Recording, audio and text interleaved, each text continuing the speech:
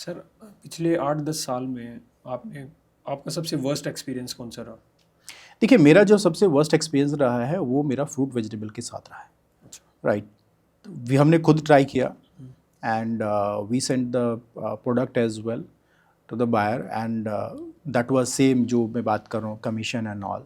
Right, and then वहाँ पे जब आपने एक रेट पे भेजा, राइट, हमने एक प्राइस पे मटेरियल को भेजते हैं एंड जैसे ही मटेरियल वहाँ पे पहुँचता है देन वही प्रॉब्लम आती है कि भैया आज का प्राइस तो कम हो गया।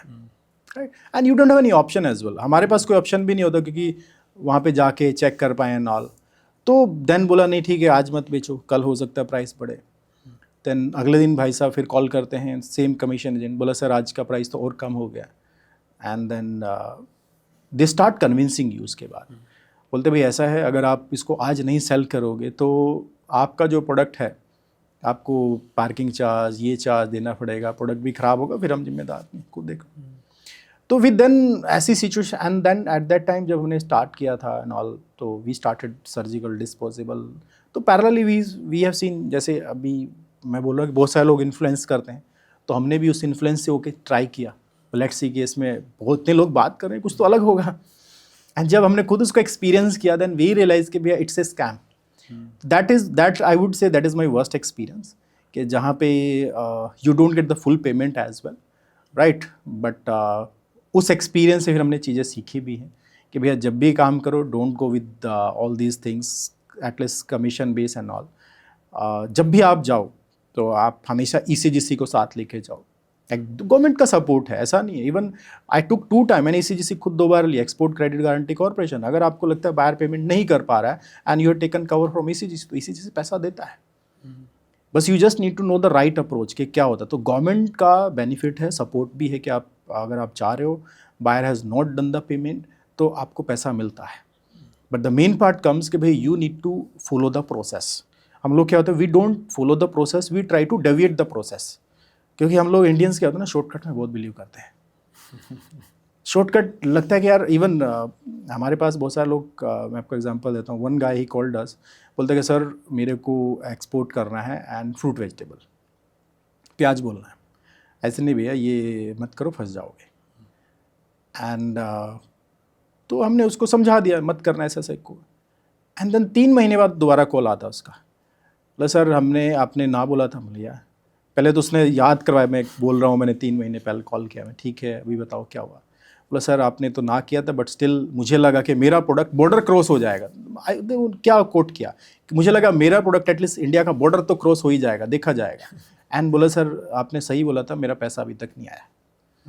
ठीक है, तो मैं वहाँ पे, तो that was again same experience मेरा भी रहा है। बट उसके बाद ये मैं बोल सकता हूँ कि यस, हमने उसके जो भी किया that we did with ECGC only. तो अगर आप उसके साथ जाते हो देन योर मेन पार्ट है, you just need to follow the export is very much safe अगर आप लोकल बिजनेस की भी बात करो। बट सबसे बड़ी बात है कि आप प्रोसेस फॉलो करो। हमारे लोग प्रोसेस को डेविएट कर देते हैं एंड देन उसके बाद उनको प्रॉब्लम आता है। अगर आप किसी से भी मिलो और कोई बोलता है कि उसको पैसा नहीं आया, तो आई वुड से 99% चांसेस आर देयर कि उन्होंने खुद प्रोसेस को डेविएट किया है। ये एक मेजर रीज़न है सर। सबसे बड़ा रीज़न है कि हम प्रोसेस को डेविएट करते हैं। और it could be a reason, ऐसा भी होता है कि बहुत सारे लोग या तो प्रोसेस पता नहीं है, या प्रोसेस पता होने के बाद भी जानबूझ के थोड़ा सा ग्रीडीनेस के चक्कर में कि हम बैंक के थ्रू नहीं जाएंगे, बैंक के थ्रू जाएंगे maybe I need to pay some part to the bank as well, तो वो सोचते हैं डायरेक्ट कर लेते हैं। ठीक है, तो कुछ जो भी है सारा खुद ही पैसा कमा लेंगे। तो उस वजह से ना बहुत सारे लोग, अभी मैं आपको एग्जांपल देता हूँ। एक पर्सन हमें कॉल करते हैं पंजाब से, एंड US से किसी बायर ने उनको अप्रोच किया एंड कुछ उन्होंने प्रोडक्ट मॉडिफाई करना था, उसके लिए उन्होंने प्रोडक्ट को मॉडिफाई किया, सब कुछ किया। राइट, और द वैल्यू था उस प्रोडक्ट का दैट वाज 10 लाख रुपीज़। और उन्होंने जैसे ही हुआ तो बायर ने बोला कि आप मेरे को माल भेज दो, जब उसने मॉडिफाई किया पूरा करके, और मैं आपको पेमेंट रिलीज करा देता हूँ। तो जो हमारा एक्सपोर्ट है उसको पता ही नहीं था कि भाई इसका प्रोसेस क्या है। बायर ने बोला, फ़ोन किया कि आप ये हमारा एड्रेस है, सब है, आप भेज दो, आप जैसे आएगा मटेरियल हमें मिलेगा, हम चेक करके आपको पेमेंट रिलीज़ करा देंगे। वो जैसे उसने भेजा वो पेमेंट आज तक नहीं आया उसका, क्योंकि इनको प्रोडक्ट का तो पता था बनाना कैसे है, बट प्रोसेस नहीं पता था। तो मेन पार्ट है आपको प्रोसेस पता होना ज़रूरी है। और अगर आप एक्सपोर्ट की बात करते हो तो आई वुड से इंडिया का जो इकोनॉमी है, किसी भी कंट्री का इकोनॉमी होता है, वो हमेशा एक्सपोर्ट से जुड़ा होता है। इसी वजह से अगर आप देखोगे आज की डेट में टैरिफ, ट्रम्प हो गया, US, UK, may be European union, India, China, सब इतना क्यों भाग दौड़ कर रहे हैं आज की डेट में? इसके पीछे रीज़न है बिकॉज कोई भी कंट्री एक्सपोर्ट के बिना सर्वाइव नहीं कर सकता। चाइना इतना बड़ा क्यों बना है? मैं आपको बोलूँगा आज की डेट में चाइना यूएसए आ गया, मैं इतना बता सकता हूँ, राइट? इतना बड़ा क्यों बना? Because of export only. और इंडिया का एक बहुत बड़ा टारगेट है कि भैया we will like at least $5 trillion economy. तो बनना है तो एक्सपोर्ट के बिना नहीं बनेगा। That's a reason. अगर आप देखोगे यूके के साथ, यूएस के साथ, बहुत सारे कंट्री के साथ हमारा एफटी की बात हो रही है कि जब तक आप एक्सपोर्ट नहीं करोगे, बढ़ेगा नहीं, तब तक वहाँ तक सस्टेन करना it's not possible. Sir, is trading changed your life? Definitely. Actually कुछ भी होता है, कुछ नया करते हो, स्टार्टिंग जब स्टार्ट करते हो आप लोग, तो लगता है कि सम टाइम यू फील कि भाई कहीं गलत डिसीजन तो नहीं ले लिया, but slowly once you start putting effort in the right direction, definitely I would say it change. Otherwise जो था इट वाज लाइक जैसे कुएं का मेंढक होता है ना, तो आप बस वहीं तक के सीमित रह जाते हो, उसके बाहर नहीं निकलते। But once you start any business, right, कोई बिजनेस हो, देन डेफिनेटली लाइक जो एक्सपोनेंशियल ग्रो आप कर सकते हो, डेफिनेटली इट चेंज। सर, हमने जैसे दुबई की बात की है, तो दुबई के अलावा ऐसी और भी ऐसी सिटीज़ होंगी या कंट्रीज़ होंगी जहाँ पे ऐसे फ्रॉड स्कैम्स चलते हैं? इसके अलावा और कौन सी कंट्री ऐसी हैं जो ज़्यादातर स्कैम होते रहते हैं, मतलब बहुत कॉमन है कि अगर आप जाओगे तो स्कैम का आप शिकार हो सकते हो? देखिए, दुबई के अलावा अफ्रीकन मार्केट, अच्छा। राइट, तो जैसे दुबई में होता है तो अफ्रीकन मार्केट में भी स्कैम्स होते हैं बहुत सारे। और वो स्कैम्स जनरली इस तरह के भी होते हैं कि दीज गाइज लाइक आप लोगों से पैसा लेने की कोशिश करते हैं, आपको थोड़ा सा इन्फ्लुएंस करते हैं कि we will start giving you advance payment, और आप उस इन्फ्लुएंस में आ जाते हो कि ठीक है एडवांस पेमेंट होगा एंड ऑल, तो देन वो कुछ रजिस्ट्रेशन कराने के बहाने से मे बी आपसे $1,000-2,000 ऐसे ही ठगने की कोशिश करते हैं। तो इस तरह के एक तो स्कैम्स होते हैं। दूसरा कि अगर आप वहाँ पे मटेरियल अगर आप सप्लाई करो, this is my suggestion to everyone कि वहाँ पे कभी भी क्रेडिट में एटलीस्ट सप्लाई ना करें। तो ट्राई करें पहले पैसा आ जाए तभी आप काम करें, अगर अफ्रीकन मार्केट की बात कर रहा हूँ। या दूसरा, अगर एलसी भी लेना पड़े तो एलसी कभी भी अफ्रीका के बैंक का ना लो, maybe some reputed bank जैसे बैंक ऑफ अमेरिका या आप लोगों का सिटी बैंक, तो सब रेपुटेटेड बैंक से एलसी लीजिए। Don't get LC from African bank as well. But otherwise market ये एक आपके लिए जो मार्केट अफ्रीका अच्छा ग्रो कर रहा है ऐसा नहीं है, बट मेन है कि आपको सेफ्टी लेके चलना पड़ेगा। कभी भी वहाँ पे क्रेडिट वाला काम कभी मत करना, राइट। दूसरा है आपके लिए कि अगर एलसी लिया तो एलसी उसके बैंक का कभी, मतलब अफ्रीका के बैंक का एलसी हमेशा सम रेपुटेटेड बैंक का लीजिए, तो देन इट्स सेफ, तो वहाँ से आप जा सकते हो। मैंने सर देखा है कि मैं एक से किन्हीं से बात कर रहा था, वो भी ट्रेडिंग में ही थे, तो वो खुद बता रहे थे कि युगांडा की जो मार्केट है और युगांडा में जो भी हमारे जो इंडियन ओरिजिन के जो लोग हैं, वे हर रात यही मतलब सोते थे सोच के कि भाई अगले दिन हमारा बैंक दिवालिया ना हो जाए, हाँ हमें रातों रात फिर यूके या कहीं पे हमें माइग्रेट कर देना है। हाँ, तो वो एक अफ्रीकन मार्केट में एक ये पॉइंट है बिल्कुल है। कि रातों रात आपका बैंक दिवालिया और आपके पैसे सारे गायब। यस, एक्चुअली वहाँ पे बैंकिंग सिस्टम ना बहुत सेफ नहीं है। अगर आपके बैंक में पैसे भी, तो आपको पता नहीं, अगर वो बैंकरप्ट हो गया तो आप कहीं के भी नहीं रहोगे। तो बिजनेस कर सकते हो वहाँ पे, अच्छा है, ऐसा नहीं है, बट सेफ्टी सबसे पहले है। तो अगर आप जा रहे हो, और देखो अगर आप जाओगे अफ्रीकन मार्केट ना, ज़्यादातर that is more price sensitive market, not quality sensitive, ठीक है। तो आपको अपना प्रोडक्ट देखना पड़ेगा कि भैया मेरा प्रोडक्ट क्या है, क्वालिटी सेंसिटिव है क्या, बोला अच्छा क्वालिटी है क्या, या बोला जी क्वालिटी ठीक ठाक है, प्राइस सस्ता दे दूंगा, तो then you can enter that mark. अगर आपको लगता है क्वालिटी बहुत अच्छा है मेरा एंड बहुत अच्छा स्टैंडर्ड्स का है, maybe it can match all the standard maybe western countries का, then you can target big market as well. और हमेशा जब मार्केट की बात होती है ना, तो आप दो चीज़ें होती है। एक तो होता है कि ओल्ड प्रोडक्ट ओल्ड डेस्टिनेशन, कि एक ऐसा प्रोडक्ट मैं बेच रहा हूँ जो ट्रेडिशनल मार्केट में बिक रहा है। एक एग्जांपल से बताता हूँ कि भैया अगर आप बोलते हो मेरे को लेदर बेचना है, ठीक है। अब लेदर के लिए मेरा जो ट्रेडिशनल मार्केट है ना, that traditional market is Europe, US. पुराना टाइम से चल रहा है, इसको बोलते हैं old market, like old product old market, old destination you can say. अब अगर आप भी एज ए न्यू एक्सपोर्टर, अगर आप भी बोलो कि मैं भी सेम मार्केट में एंटर करना चाहूँ, तो आपके लिए थोड़ा सा मुश्किल होगा। मुश्किल क्यों होगा? बिकॉज वहाँ पे कॉम्पिटिशन थोड़ा ज़्यादा होगा, बिकॉज ऑलरेडी पुराने लोग काम कर रहे हैं, ट्रेडिशनल हो गया, ओल्ड लाइक जो आपका लाइक ओल्ड प्रोडक्ट है, ओल्ड डेस्टिनेशन। तो यहाँ पे मैं एक सजेशन जरूर दूंगा कि आप जो ओल्ड डेस्टिनेशन है, प्रोडक्ट आप हो सकता है लेदर ही स्टार्ट करें, सेम ओल्ड प्रोडक्ट है, but try to change the destination. Old की जगह ट्राई करिए उसको, गो टू न्यू डेस्टिनेशन। आप वो न्यू मार्केट टैप करिए जहाँ पे आपको लगता है ऑलरेडी ग्रोथ अच्छा है, जहाँ पे लोग कंज्यूम कर रहे हैं इस तरह के प्रोडक्ट का, एंड वहाँ पे आप जाइए। मैं एक एग्जांपल से जैसे बताता हूँ, जैसे अभी रशिया यूक्रेन का वॉर स्टार्ट हुआ था, तो हमारे बहुत सारे जो एक्सपोर्टर्स थे वो यूरोप में बहुत सारे एक्सपोर्ट करते थे। तो भी जब उनको लगा मार्केट डाउन हुआ है, ठीक है ना, वो होता है ना भैया, आवश्यकता आविष्कार की जननी है। तो जब मार्केट डाउन हुआ तो हमारे लोगों को लगे अब कहाँ जाएं। कुछ लोग तो अफ्रीका की तरफ ज़्यादा शिफ्ट हो गए, कुछ लोगों ने शिफ्ट जो अपने आप को किया that is to Latin America. और उन लोगों को जो ग्रोथ है वो यूरोप से भी ज़्यादा ग्रोथ मिला, because that is a new market for them. But क्योंकि अब उनके पास ऑप्शन नहीं था, अदरवाइज यूरोप में वो रेगुलर बेच रहे थे, that was old market for them. But जब उनको लगा रशिया यूक्रेन वॉर की वजह से वहाँ पे थोड़ा प्रॉब्लम हुआ, उनका पेइंग कैपेसिटी कम हुआ, तो उनको लगा यार अब तो कुछ तो करना पड़ेगा सर्वाइवल के लिए, and they went to Latin America. And Latin America में उन लोगों का जो ग्रोथ हुआ that is like much better than Europe as well. I know lot of exporters. तो इसीलिए दिस इज माई सजेशन कि don't try to go enter in old market, try to go with same product also, you can try to enter in new market जहाँ पे आपको लगता है growth है already, उनका खुद का ग्रोथ है, या अगर फाइंड आउट कर पाओ कि अगर कुछ एग्रीमेंट्स भी हो रहा है हमारा, अगर आप इम्पोर्ट ड्यूटी बेनिफिट भी, तो definitely try to enter in new market. Latin American जो कंट्रीज है सर वो अनटैप्ड है अभी भी? हाँ, मतलब कि उतना टैप नहीं किया इंडियंस ने।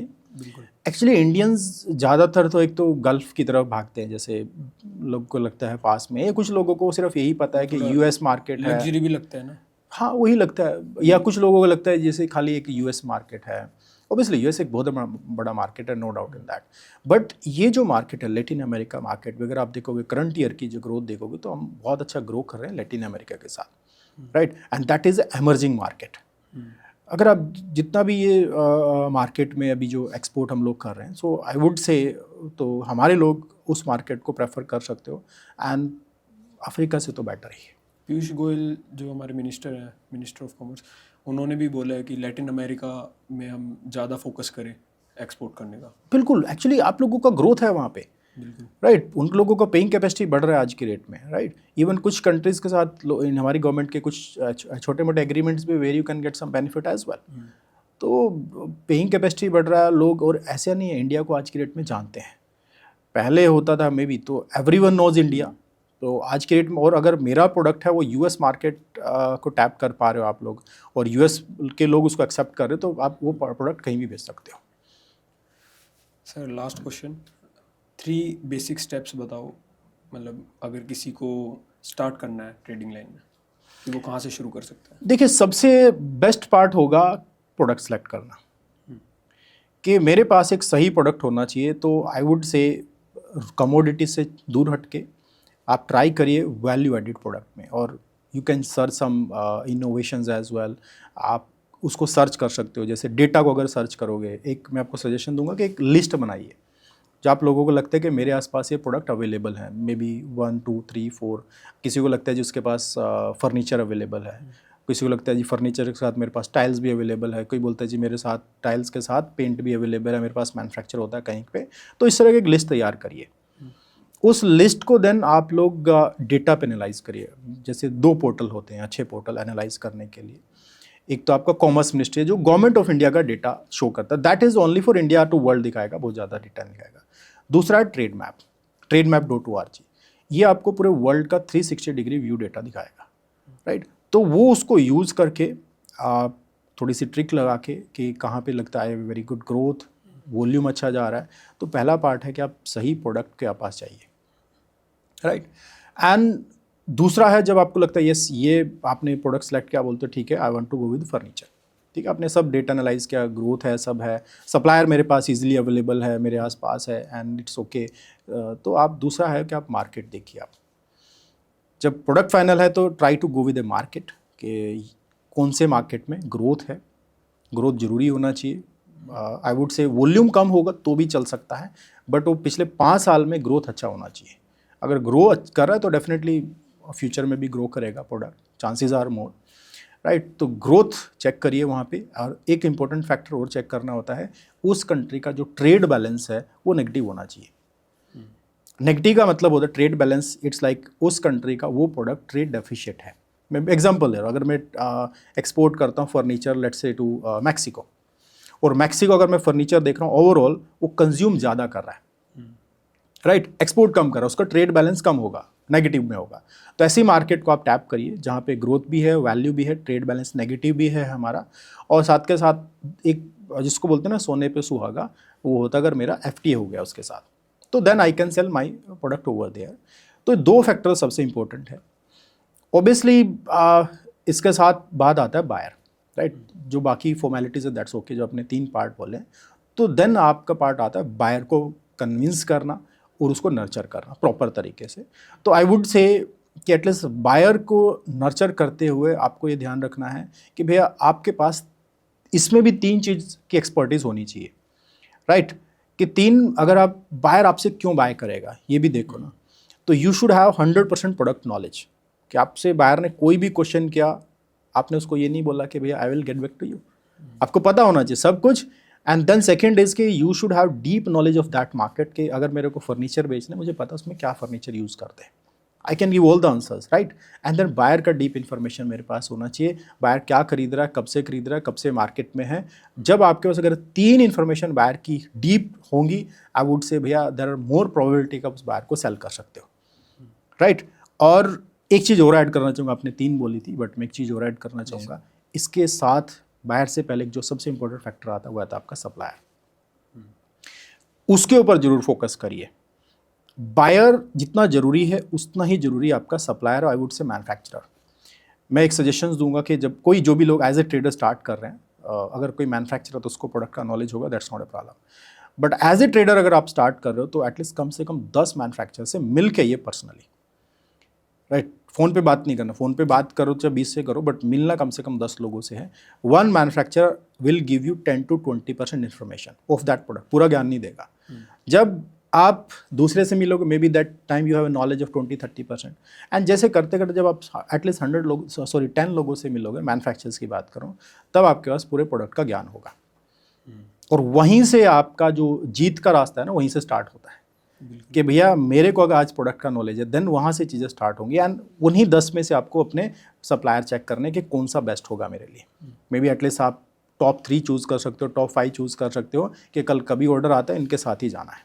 जब आप उनसे मिलोगे, इंफ्रास्ट्रक्चर देखोगे, बात करने का तरीका सब कुछ, देन आपको समझ में आएगा कि भैया ये मेरे लिए बेस्ट है। तो बायर से पहले सप्लायर बहुत ज़रूरी है, क्योंकि प्राइस, अब बायर ने आपको एक प्राइस दिया, अब आप प्राइस ही नहीं कोट कर पा रहे हो क्योंकि आपने फ़ोन पे रेट लिया। फ़ोन पे रेट लेना और पर्सनली जाके में फ़र्क होता है, तो आप नेगोशिएट ज़्यादा कर पाओगे। तो सप्लायर पार्ट पे जितना स्ट्रॉन्ग नेगोशिएशन आप कर पाओगे ना, उतना आप विन कर पाओगे इंटरनेशनल बिजनेस में। And sir the last is documentation. That is obviously, वो एक डॉक्यूमेंटेशन एक पार्ट है। देखिए मैं आपको बताऊँ, डॉक्यूमेंटेशन में अगर मेरे को कंपनी बनाना है तो कंपनी बनाने में द इम्पोर्टेंट पार्ट ऑब्वियसली जो हमारा आता है तो वो जनरली CA हेल्प करवा देता है, ठीक है। बाकी जो documentation obviously that is a part of export process, but I would से कि भाई अगर आप मेन फोकस करोगे प्रोडक्ट के ऊपर, मार्केट के ऊपर, सप्लायर और बायर, राइट प्रोसेस, राइट, कि और जो पेमेंट टर्म सेफ होना चाहिए, बाकी चीज़ें मैनेजेबल हैं। चाहे वो डॉक्यूमेंट्स की आप बात कर रहे हो, कंपनी बनाने की बात कर रहे हो, ये चीज़ें हैं जो मैनेजेबल हैं, बहुत ज़्यादा प्रॉब्लम नहीं आएगा। इवन CHA आपका सारा काम कर लेता है, ये take product from your manufacturing premises, buyer तक पहुंचाना, सारा कुछ हो जाता है। बट ये जो फैक्टर्स हैं मेन है supplier, right product, right market, even buyer, और एक राइट प्रोसेस, कि मैं राइट प्रोसेस चूज़ करूँ जो सेफ्टी है पेमेंट्स की भी, मेरे लिए भी, ऑब्वियसली मेरे बायर के लिए भी। That is very important part. जी sir, thank you so much sir for coming sir. Thank you for inviting me, really appreciate, right, your efforts as well, and बहुत बहुत धन्यवाद। Thank you so much. Thank you lot.